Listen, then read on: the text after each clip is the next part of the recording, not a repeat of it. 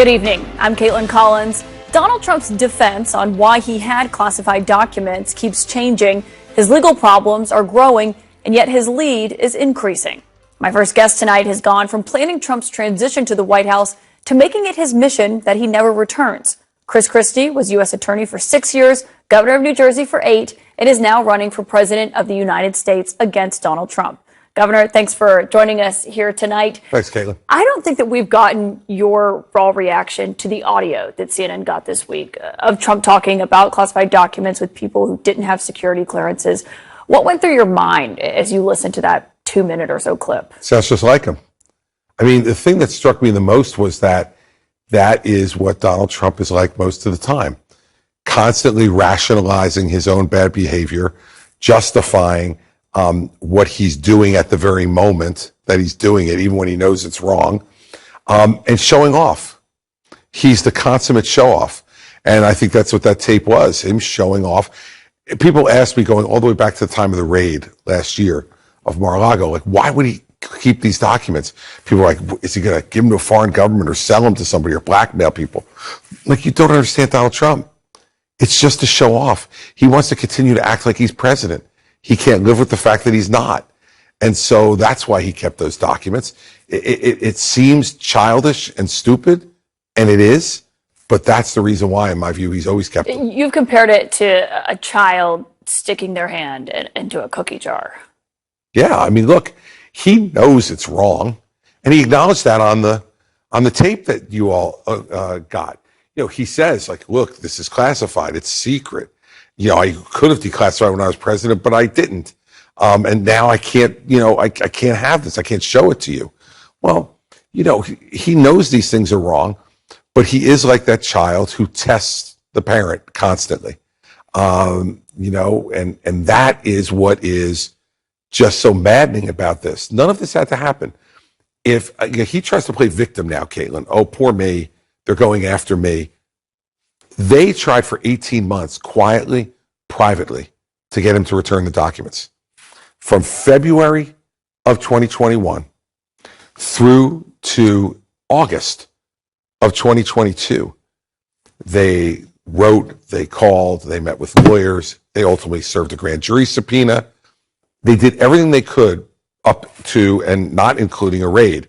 He would not give them the documents back. And in fact, according to the indictment now, and I have no reason to believe it's not true, he even hid documents from his own lawyers when they were trying to comply with the subpoena in order to keep them.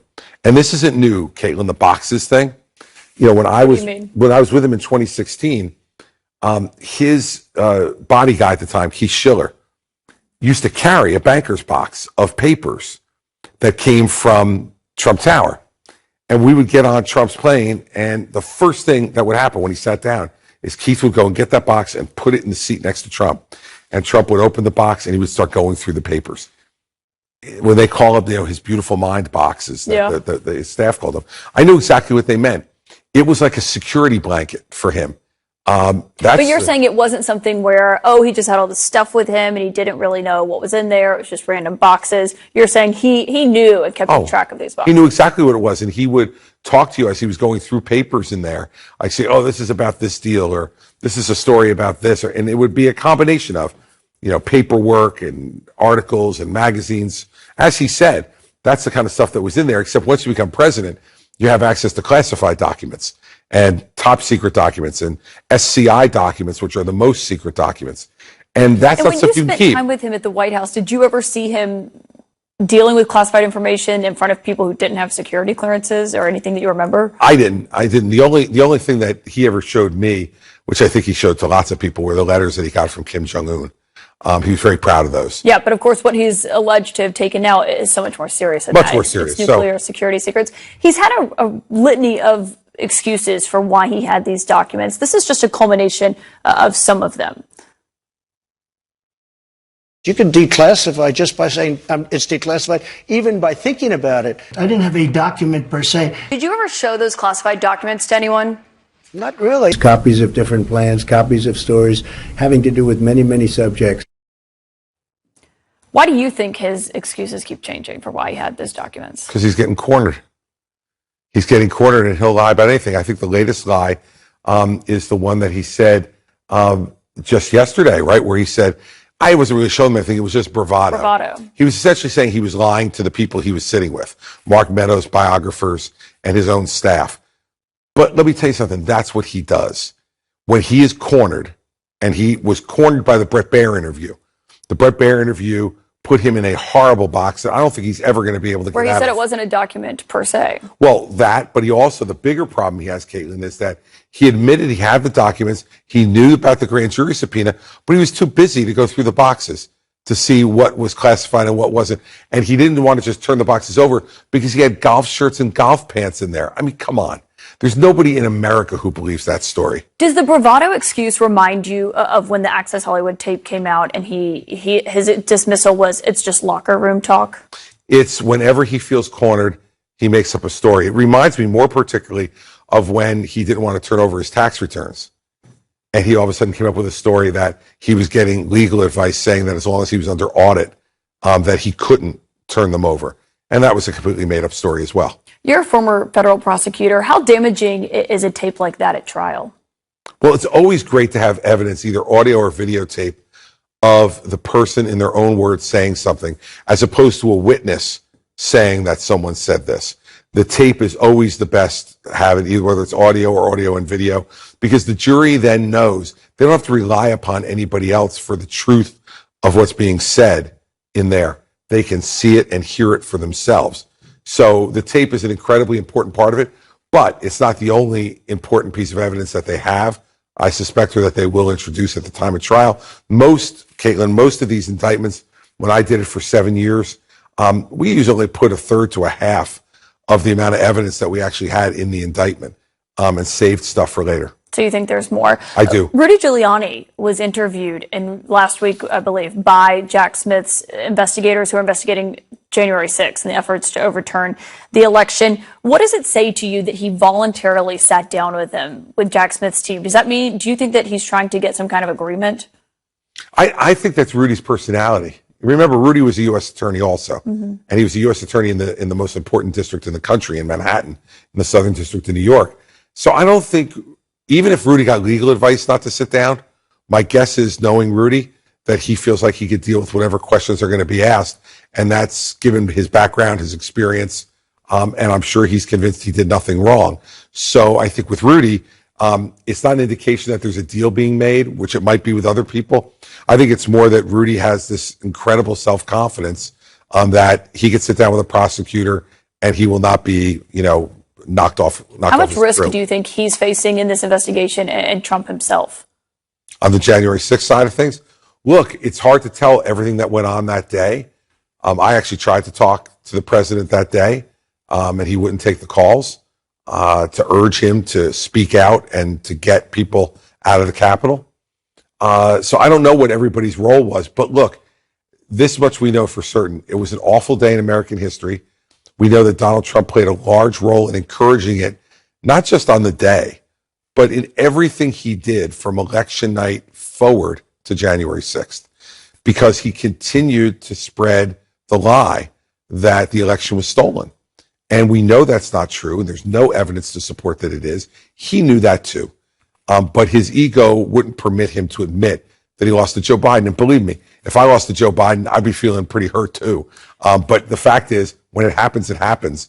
And I don't think that Jack Smith, would be my guess, is not just looking at the speech on January 6th and what happened on January 6th. He's looking at everything that happened from election night forward. Yeah, fundraising, we know all of that, Everything. Fake electors. Do you have concerns on how Trump would use his pardon power if he became president again? Well, I don't like a lot of the ways he used it when he had it the first time. Yeah, because he pardoned Charles Charlie Kushner, sure. So and a number of other people I don't think he should have pardoned. But nonetheless, sure, that would not be my top concern if he were to become president again, but it would be on a list. You haven't said whether or not you'd rule out pardoning him if you became president. I don't think it's responsible to say it, Why Caitlin, not? but because having had the pardon power before, I will tell you what my inclination is. I don't think if he gets a fair trial that there's going to be any grounds to pardon him. And so my inclination is I don't think I would pardon him. Now, if I thought that he got an unfair trial, if I thought there were things that happened that led to an unfair result, then that's a different story. But based on what I know today, the answer is no. But having had the pardon power as a governor and how seriously I took it, what I'm telling you is that you got to watch to see how the trial goes too, because that's part of it. The last thing I'd say, and the reason why I don't think if I'm president that I'll ever confront this, is to get a pardon, you must also accept responsibility for your conduct. Donald Trump will never accept responsibility for his conduct. And so he won't even be able to accept a pardon if one were offered. Of course, one thing, we're talking about the primary, the pull that he has on your party. That was on full display this week when House Speaker Kevin McCarthy did an interview where he questioned Trump's strength as a candidate, saying, is he the best candidate? I'm not so sure. He quickly backtracked on that. What does that say to you about how dependent Kevin McCarthy is on a Donald Trump? Well, I think that Kevin's in a particularly difficult position, right? Because he needs to count to 218 every day, given the rules that he's operating under. So it's not an excuse for Kevin, but it's an explanation as to what he's up to. He's trying to get things done in the House of Representatives. He's managing a very difficult caucus and a very slim majority. And so I think that's why my guess is that's why he did what he did. But I think his first statement is what he really believes, which is that he doesn't think Donald Trump is the strongest candidate to be president. All right, Chris Christie, we have many more questions for you about the 2024 race and the state of it, so stick with us. We are going to get much more of those questions here in the break, including his plan to break through the Trump noise. Plus, later on in the show, we're going to speak to Transportation Secretary Pete Buttigieg about the travel nightmare that is playing out across the U.S. Republican presidential candidate and former New Jersey Governor Chris Christie is back with us now. We were just talking about the state of the 2024 race, and you, obviously, what sets you apart is that you were willing to go after Trump in a way that no one else in the 2024 field does. We see Asa Hutchinson and Will Hurd, they do criticize him, but not in the way that you have done. Do you believe that those who don't are making a mistake you made in 2016? Exactly. I think they're making a mistake not only that I made, but that Jeb Bush made, and Marco Rubio made, and Ted Cruz made, and John Kasich made, that we didn't go after Trump early enough. And we allowed a certain narrative to set in about Donald Trump that then became impossible for us to change or overcome. And so, look, he has been a major world figure for the last 8 years. And so we're not going to be able to knock down his numbers or shake some of his support. I've been in the race for 3 weeks, but we have, 7 months until the first people vote, and my message will be heard by then. And I think the American people care about the truth, Caitlin. I really do. And I think the Republican Party cares about the truth, and I think they want to hear it, but no one's been saying it to them. And I'm going to say it to them over the next 7 months. We have questions about your fundraising, but on Donald Trump's fundraising, he has quietly begun diverting money that he is raising for his 2024 campaign into a political action committee that he has used, which we can see from filings, for his personal legal fees. What do you make of that? It's disgraceful. It's disgraceful. He's going to middle-class men and women in this country, and they're donating $15, $25, $50, $100 because they believe in Donald Trump and they want him to be president again. They're not giving that money so he can pay his personal legal fees. And let's remember something. He's a billionaire. He's a billionaire, self-professed billionaire. Why can't he use his own money to pay his personal legal fees and not use money coming from the public? It's disgraceful. And it's a continued grift. And look, the Trump family has been involved in grifting for quite some time. He was doing this in terms of the people who got paid out of this PAC before, whether it was Kimberly Guilfoyle or other members of the family. Jared Kushner, 6 months after he leaves the White House, gets $2 billion from the Saudi sovereign wealth fund. When Donald Trump had put him in a position to be in the Middle East, what was Jared Kushner doing in the Middle East? We had Rex Tillerson and Mike Pompeo as secretaries of state. We didn't need Jared Kushner. He was put there to make those relationships, and then he cashed in on those relationships when he left the office. So what Donald Trump's doing now is just a continuation of what he's permitted his family to do over the entire course of his time as president. Why do you think he's not using his own money to pay for his legal fees? Because he's the cheapest person I've ever met in my life. That's why. And what he's very good at, Caitlin, is spending other people's money. And if you look at his history in New Jersey, and you think he's misleading his voters, his supporters by... Well, I think those supporters, write a check to Trump for president. They think they're paying for campaign expenses. not for personal legal expenses. What happened to him, let's say with the documents case, had nothing to do with a campaign at all. It's a personal fault of his, mistakes he made that he's now being held to account for and has to pay lawyers to defend him. The same thing with the Stormy Daniels case in New York. I think it was a ridiculous indictment to bring, but nonetheless, it's based on his personal conduct of allegedly paying off Stormy Daniels to keep her quiet during an election. These are not things that the public should be paying for, and certainly not people who are supporting him for president and giving him the money thinking it's going to be used to help forward his campaign, when in essence all he's doing is using it to pay his own legal fees so he can keep more money in his own pocket and keep running his jet and, going back and forth between Bedminster and Mar-a-Lago. There's a new Quinnipiac poll that finds 61% of Republicans in your backyard in Pennsylvania have an unfavorable opinion of you. You're obviously very well known, but you're not exactly well liked by Republican voters when you look at the polls. Why do you think that is? Well, we had the same situation 8 years ago, and we were able to turn that around to a large extent. But the reason is because I governed a blue state, Caitlin. And so when you govern a blue state, you're going to have to make compromises if you want to get things done. And I'm also someone who speaks really directly.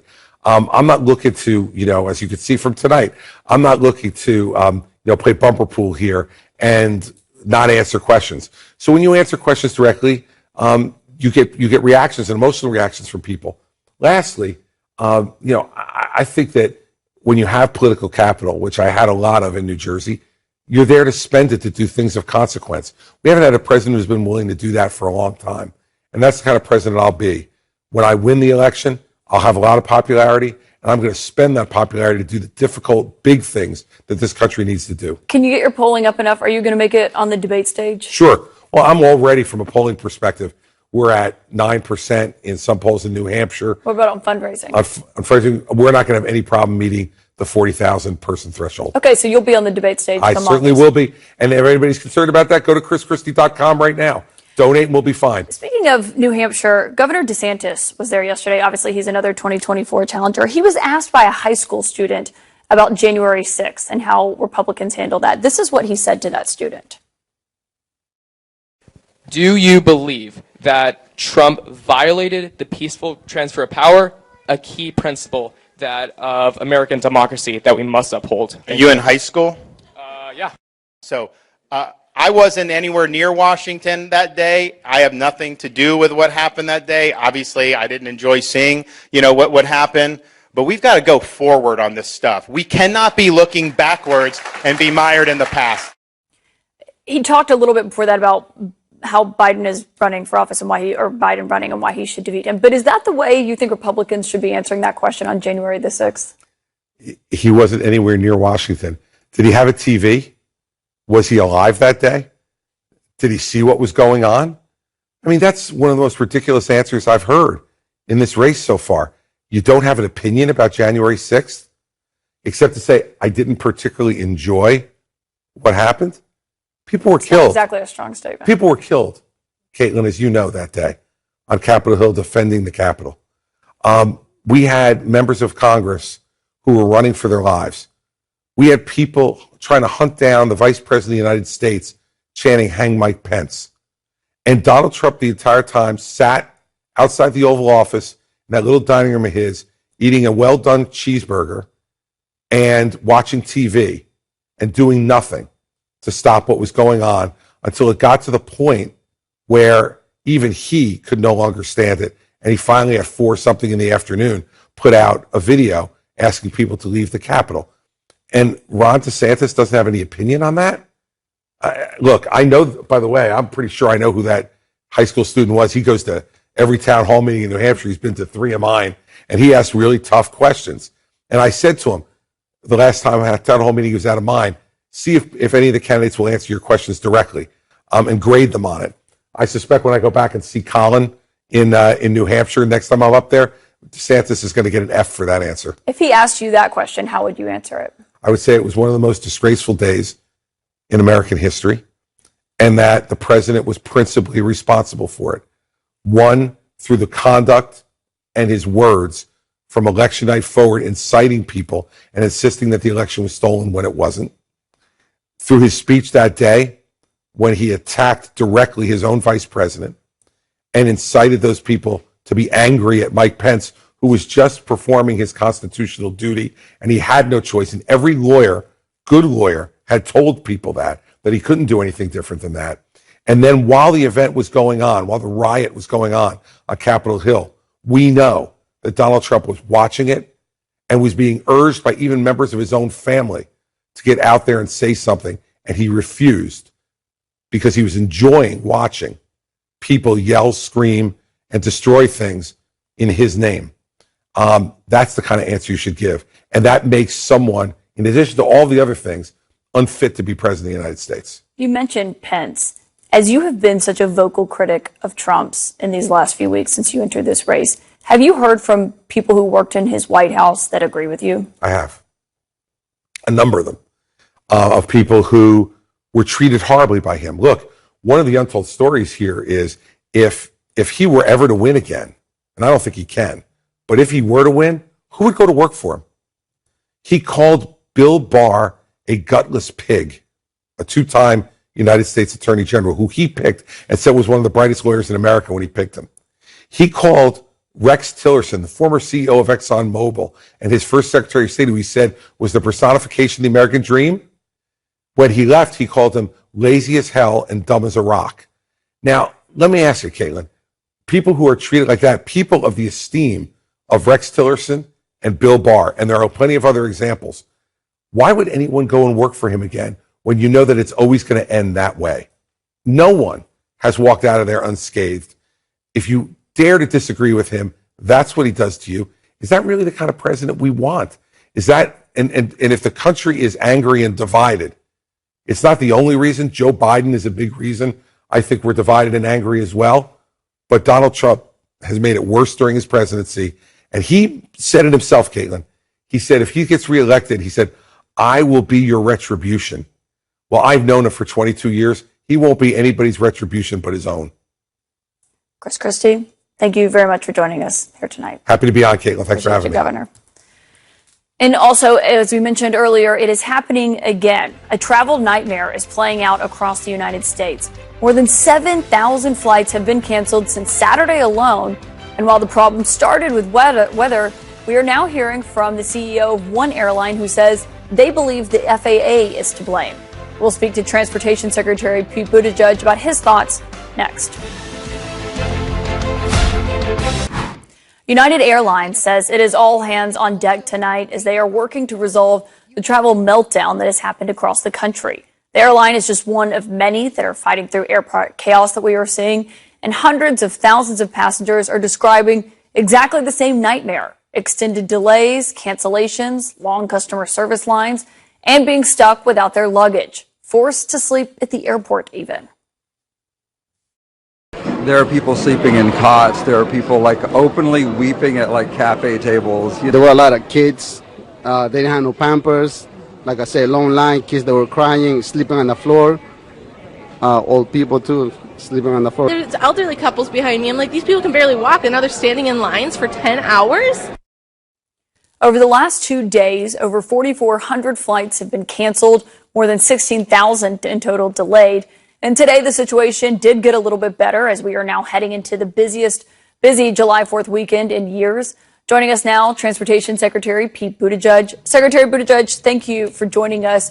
We heard a statement from the CEO of United Airlines who said they believe the FAA failed them and put them on worse footing heading into a weekend where we saw storms. Have you spoken to Scott Kirby, and do you believe that's fair criticism?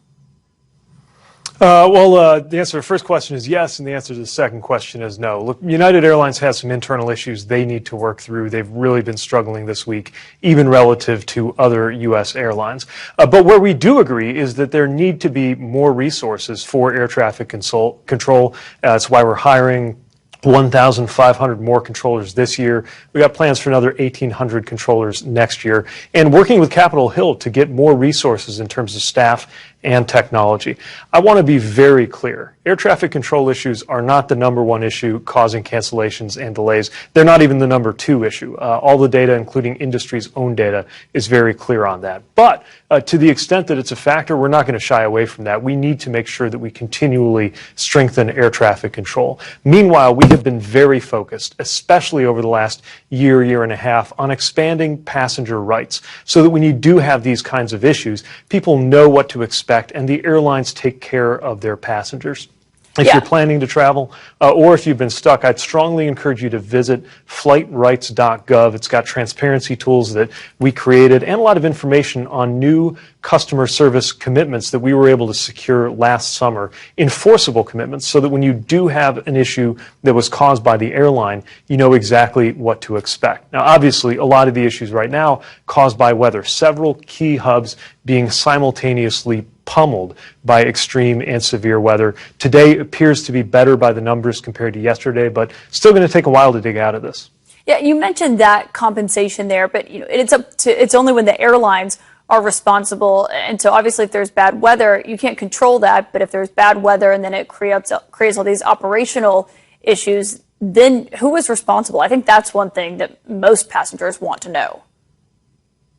Well, yeah, look, we obviously nobody can control the weather, but it is important for airlines to create enough cushion and resilience in the system. So when you do have a disruption caused by weather, you can absorb that and work through that. Same thing on the air traffic control side, making sure that there are the resources at the FAA to deal with these situations as they come. And I'll say a lot of the work that has been done has been paying off this year. Up until this week, typical cancellation rates we saw were around 2% or low, even below 1%. But this week, again, you saw this multiple and extreme set of weather events that has really set the system back. Tomorrow will be a big test. We think tomorrow will be the busiest day of this holiday travel weekend. It may even prove to be the busiest day for air travel since the pandemic. Now, already a couple times this year, we've had that mark. Memorial Day, for example, that was the busiest day at the time since the pandemic. That went quite well in terms of delays and cancellations. But there's no question that with all of these storms, including severe storms popping up and happening over some of the key hubs in the country, it's created a lot of challenges for the system. Speaking of what is in your control, though, and in the FAA's control, there are critical air traffic control facilities that are well below, as I'm sure you well know, what they should be on staffing, including the radar facility in New York. For that one, for example, do you know when that facility will have enough staff to where they can operate at full capability? What is the plan for that one? Yeah, so that's a center called N90, and the work that is done in there is some of the most difficult, high-skilled, and complicated aviation work in the world. The staffing levels there are not at the level I want to see there. They don't leave us with a lot of cushion. If you have a few people calling sick or if you have an unusual event, it really spreads the system thin. And so we need to see higher staffing levels there.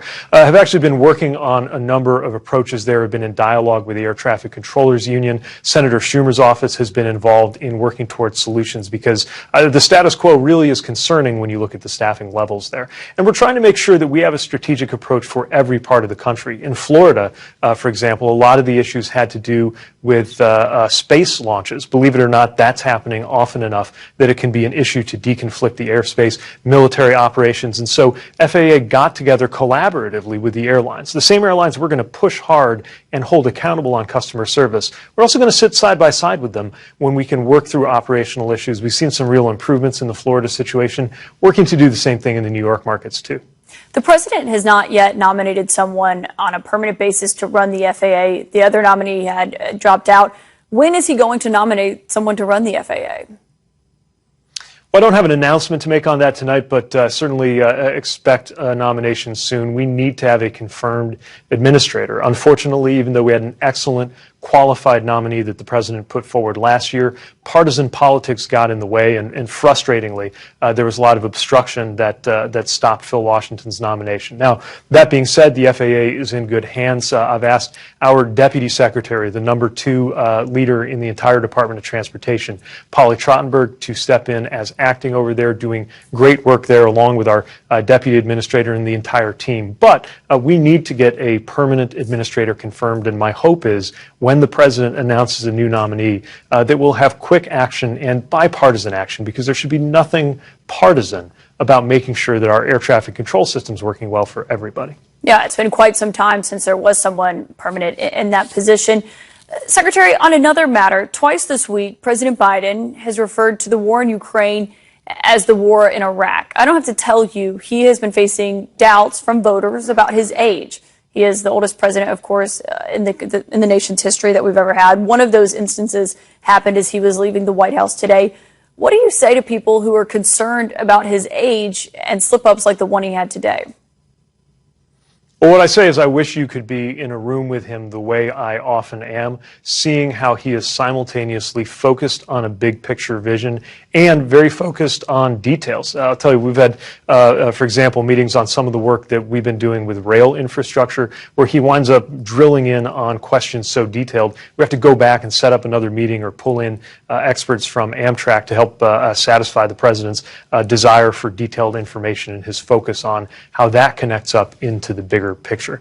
Look, this is an administration that has been extraordinarily effective. And, frankly, one of the cases that I made back when I was running for president at an unusually young age is that the only thing that really matters is your ability to do the job. Right now, you have an administration that has delivered the strongest economic growth in terms of job creation of any president in American history, has delivered bipartisan infrastructure legislation, part of what we're on the road working through right now, delivering great projects in places like Kentucky, where I'll be tomorrow, South Carolina, where I was today, in ways that previous presidents, including the last administration, said they were going to do, but just couldn't quite make happen. Whether we talk about the CHIPS Act, the job creation that's happening in manufacturing, the breakthrough for veterans that matters so much to my generation of post 9/11 veterans in terms of dealing with burn pits. At the end of the day, anybody in any job ought to be judged on the job that they are doing. And in just 2.5 years,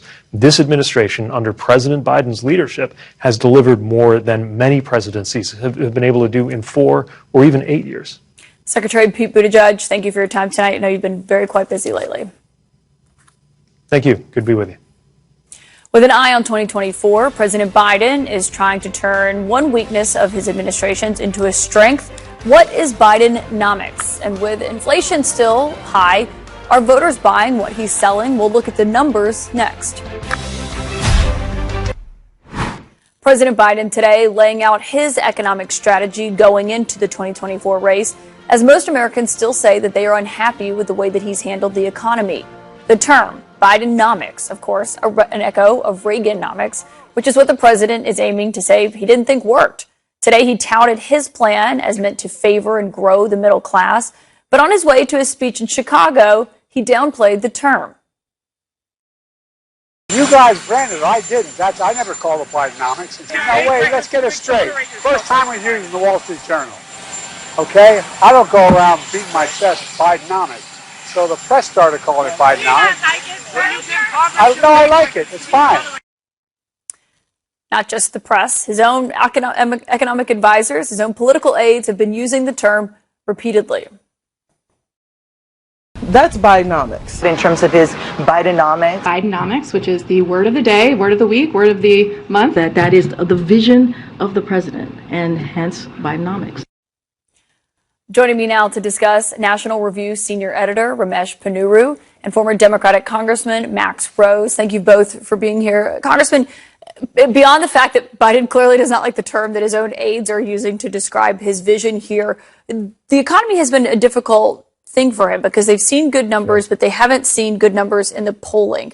Is it a risk to attach himself to the economy? Is it something he just, is trying to change the messaging on? Well, I actually don't think this is a significant risk because, of course, if the economy is not doing well, he will be held accountable. His administration will be held accountable. So you might as well go all in on owning this economy.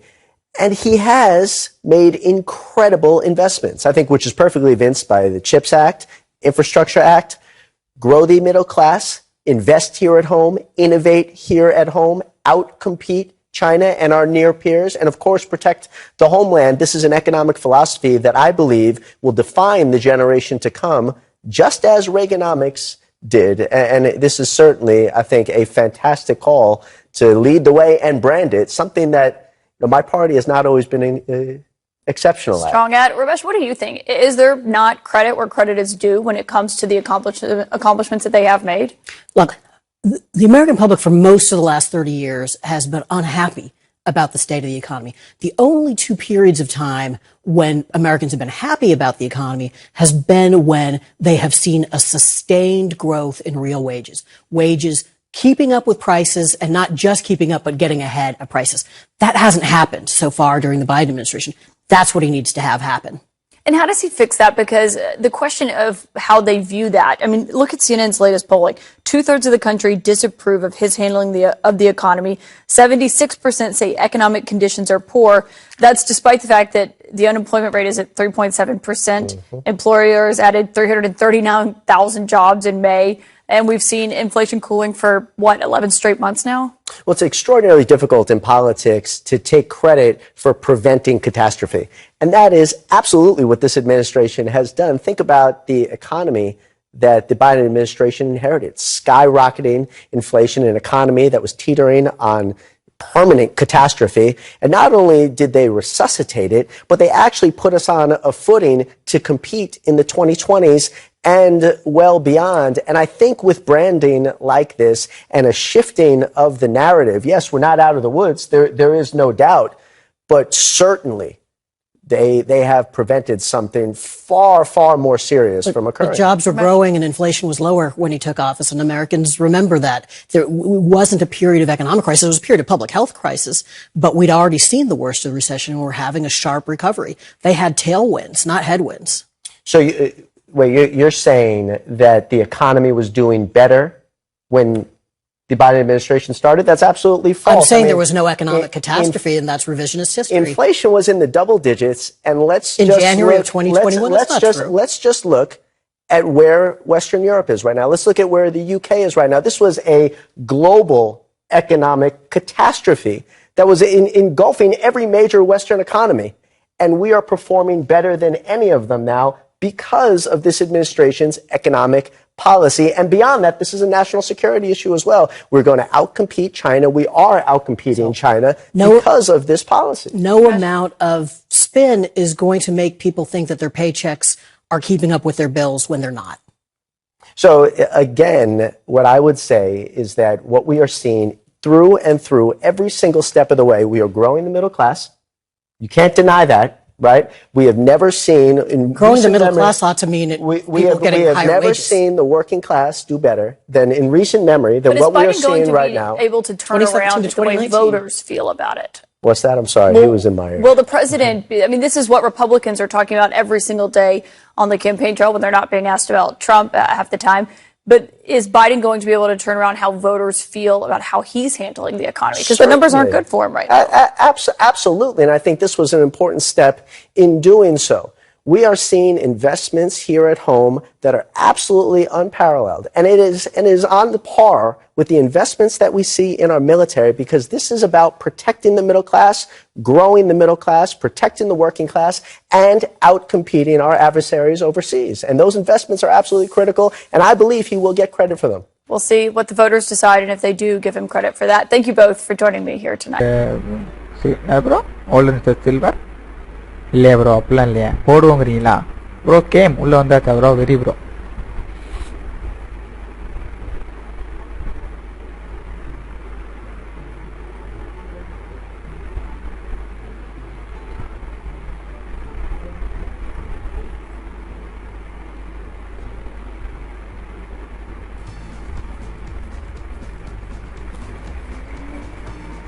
போடலாம் bro skin வேறு போட்டுடலாம் bro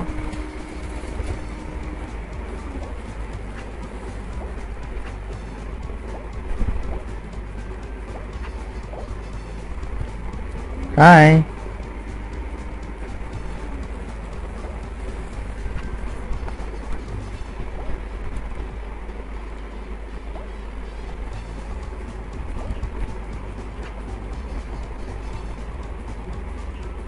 Index 1.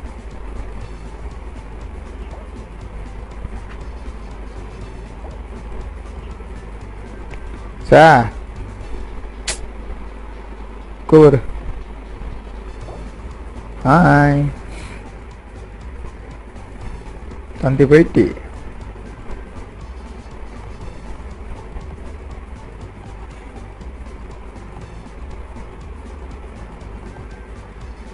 அந்த அவ்வளோதான் bro. Hi my dear Manoj bro, welcome to our Alan sports. My dear Manoj brother ஒருச்சு welcome welcome Manoj bro. வாங்க அது உங்கள் அன்பான கையால் ஒரு லைக்கை கொடுங்க brother. Bro can you come to tournament bro? I don't no, I don't play like bro. So now itself I didn't play one match itself bro in tournament.